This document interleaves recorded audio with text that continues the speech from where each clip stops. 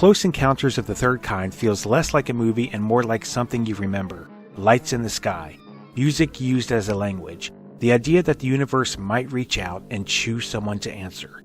I've seen this movie more times than I can count, but watching it again as an adult, as a husband, as a father, something stood out in a way it never had before.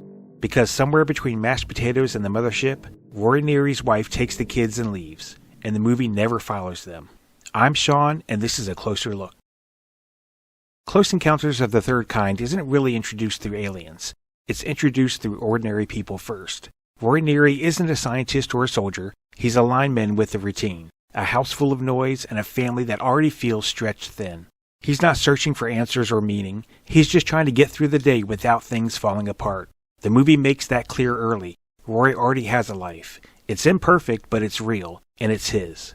So when something strange enters that life, it doesn't arrive as a calling, it interrupts him. First as a sight he can't explain, then as a feeling he can't ignore. At the dinner table, it even plays for laughs. Mashed potatoes shaped into a mountain. A moment that gets a chuckle and then moves on. But the movie doesn't. That idea stays with Roy. It lingers. And slowly it begins to crowd out everything else. His wife sees the change up close. She watches confusion turn into frustration, and frustration turn into fear, and that man she married becomes harder to recognize. Not because he's cruel, but because he's no longer present. By the time Roy starts tearing apart the house to recreate the shape stuck in his head, the moment stops being strange or funny, and that place that once felt like home starts to feel unpredictable. So when his wife finally gathers the kids and leaves, it doesn't register as sudden. It feels like a line she's been backing towards for a while, and the movie lets her go. It stays with Roy. Roy, who met Jillian and her son briefly earlier on that mountain hillside road, runs back into Jillian on his quest to find answers to his calling. She isn't just chasing meaning or answers. She's looking for her alien-abducted son. Like Roy, she's left with the image she can't shake, but where his frustration turns inward, hers is driven by urgency, fear, the need to get something back. Their connection forms quickly, but not because the film is pushing them towards romance. It forms because they recognize something familiar in each other. Not attraction, recognition. They don't have to explain what they've seen. They don't have to justify how it feels. For the first time since this began, neither of them is alone in it. And for Roy, that matters. As they travel together, the world around them starts to narrow. Jobs fade into the background. Normal schedules stop applying. Everything begins to revolve around the same destination, the same shape, the same pull. Every mile towards Devil's Tower puts more distance between Roy and the life he used to return to at night. Jillian doesn't replace that life. She exists alongside him only in this space, this stretch of road where nothing else makes sense anymore. By the time they reach the mountain, their bond doesn't feel deliberate. It feels like momentum. So when they kiss, it doesn't land as a shock. It lands like something the movie has already been steering towards. But that moment doesn't last. When the mothership finally arrives, their paths separate almost immediately. Jillian stays back. Her focus never wavers. She isn't drawn into the spectacle. She's waiting. Then Barry appears.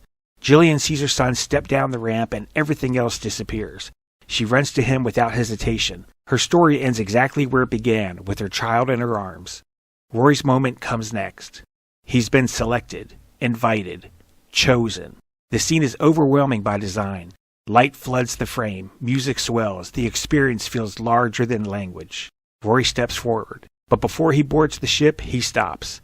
He looks back, not in panic, and not in regret. He looks like someone hoping that this moment has been understood. Across the landing zone, Jillian is watching. Barry is with her. Their eyes meet. There's no urgency, no warning, no plea, just recognition. Jillian smiles, barely, because her journey has reached its end. Roy returns the look, then turns back towards the light.